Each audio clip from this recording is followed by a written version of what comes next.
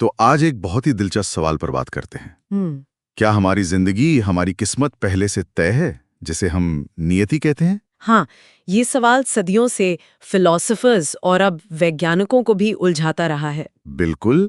और आज हम इसे विज्ञान और दर्शन दोनों के नजरिए से समझने की कोशिश करेंगे।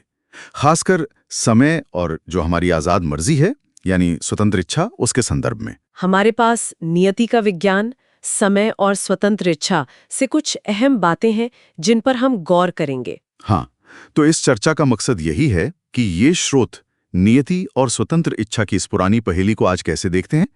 क्या विज्ञान हमें कोई ठोस जवाब दे पाया है? चलिए देखते हैं, कोशिश करते हैं इसे परत दर परत खोलने की। शुरुआत करते हैं भौतिकी से। स्रोत बताते हैं कि जो क्लासिकल फिजिक्स है, जैसे न्यूटन के नियम या आइंस्टीन की रिलेटिविटी, हाँ, वो ब्रह्मांड को काफी हद तक एक मशीन की तरह देखती है, एक तयशुदा सिस्टम जिसे डिटर्मिनिस्टिक कहते हैं। मतलब हर चीज का एक कारण है। बिल्कुल सही। और यहीं पर वो लाप्लास के डेमन वाली बात आती है। हाँ, लाप्लास डीमन, वो काल्पनिक शक्ति। हाँ, एक ऐसी शक्ति जो अगर ब्रह्मांड के हर कण की सही सही पोजीशन और स्पीड जान ले तो वो न सिर्फ पूरा भविष्य बता सकती है बल्कि पूरा अतीत भी। सोचकर ये अजीब लगता है। हाँ, मतलब क्लासिकल भौतिकी तो इसी तरफ इशारा करती है कि शायद सब कुछ पहले से तय है, एक तरह से नियतिवाद। लेकिन ये कहानी सिर्फ भौतिकी तक ही नहीं रुकती, है ना? असल में जो चीज मुझे सबसे ज्यादा चौंकाती है वो है न्यूरोसाइंस, मतलब हमारा अपना दिमाग। हाँ, ये वाकई दिमाग घुमाने वाला है। बेंजामिन लिबिट के जो प्रयोग हैं, हाँ, लिबिट एक्सपेरिमेंट्स, स्रोत उनका जिक्र करते हैं। उन्होंने दिखाया कि हमारे दिमाग में किसी काम को करने का सिग्नल, मतलब वो ब्रेन एक्टिविटी, वो हमें होश आने से, मतलब जब हमें लगता है कि हाँ मैं ये कर रहा हूं, उससे कुछ मिलीसेकंड पहले ही शुरू हो जाती है। कुछ मिलीसेकंड पहले। ये तो बहुत अजीब है ना?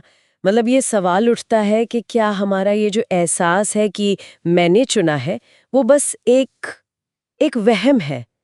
क्या दिमाग पहले ही तय कर चुका था? तो फिर ये मैं कौन है जो सोच रहा है कि वो चुन रहा है? स्रोत इस पर कुछ कहते हैं कि इसकी व्याख्या क्या है? हाँ, स्रोत बताते हैं कि इस पर बहुत बहस है। कुछ वैज्ञानिक इसे स्वतंत्र इच्छा के खिलाफ बड़ा सबूत मानते हैं। अच्छा? पर कुछ कहते हैं कि नहीं, ये प्रयोग शायद पूरी कहानी नहीं बताते। हो सकता है चेतना का रोल कुछ और हो। लेकिन हाँ, ये हमारी आजादी की जो सीधी सादी समझ है, उसे चुनौती जरूर देता है। कमाल है। और जब विज्ञान ऐसे सवाल खड़े करता है तो फिर फिक्शन कहानियां भी पीछे नहीं रहती। स्रोत फिल्म प्रेडिस्टिनेशन का जिक्र भी करते हैं। बिल्कुल। वो फिल्म तो इन्हीं आइडियाज को लेकर बनी है। वो एक ऐसी दुनिया दिखाती है जहां एक किरदार की पूरी जिंदगी एक कॉजल लूप में फंसी हुई है। कॉजल लूप मतलब कारण और प्रभाव का एक चक्कर। हाँ, जहां हर एक्शन अगले एक्शन को जन्म देता है और घूम फिर कर सब कुछ वहीं पहुंच जाता है जहां से शुरू हुआ था। जैसे समय सीधा न चलकर गोल घूम रहा हो। बाप रे। और उसमें पहचान जो है वो आजाद मर्जी से ज्यादा हालात और उस लूप की बनावट से तय होती है।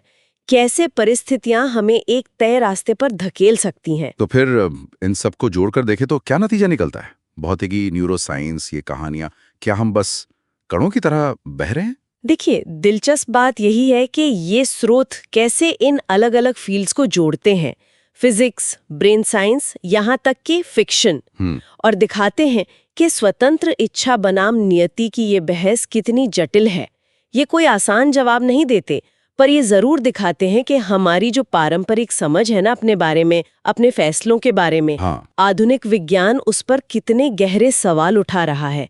शायद सेल्फ डिटर्मिनेशन उतना सीधा है ही नहीं जितना हम मानते आए हैं। तो अगर हम इसे समेटें तो ये स्रोत दिखा रहे हैं कि विज्ञान और दर्शन में नियति और स्वतंत्र इच्छा को लेकर एक तरह का तनाव है। हाँ, एक गहरा तनाव। भौतिकी का नियतिवाद, फिर लिबेट के प्रयोगों के वो चौंकाने वाले नतीजे और प्रीडेस्टिनेशन जैसी कहानियां, ये सब सोचने पर मजबूर करते हैं कि भाई हमारी पसंद कितनी स्वतंत्र है। और यहीं से वो बड़ा नैतिक सवाल उठता है जिसका जिक्र स्रोत भी करते हैं। अगर हमारे काम, हमारे फैसले वाकई घटनाओं की एक अटूट चेन का हिस्सा है जो पहले से तय है, तो फिर व्यक्तिगत पसंद का, जिम्मेदारी का, सही गलत का, इन सब का क्या मतलब रह जाता है? ये तो बहुत बड़ा सवाल है वाकई। तो आज की इस गहरी चर्चा के बाद एक विचार सोचने के लिए छोड़ जाते हैं। अगर समय वाकई सीधा नहीं है, अगर वो प्रीडेस्टिनेशन फिल्म की तरह एक बंद लूप है, तो क्या किसी चीज की शुरुआत या अंत का कोई असली मतलब है, या हम सब बस एक अनंत चक्कर में बार बार वही जी रहे हैं?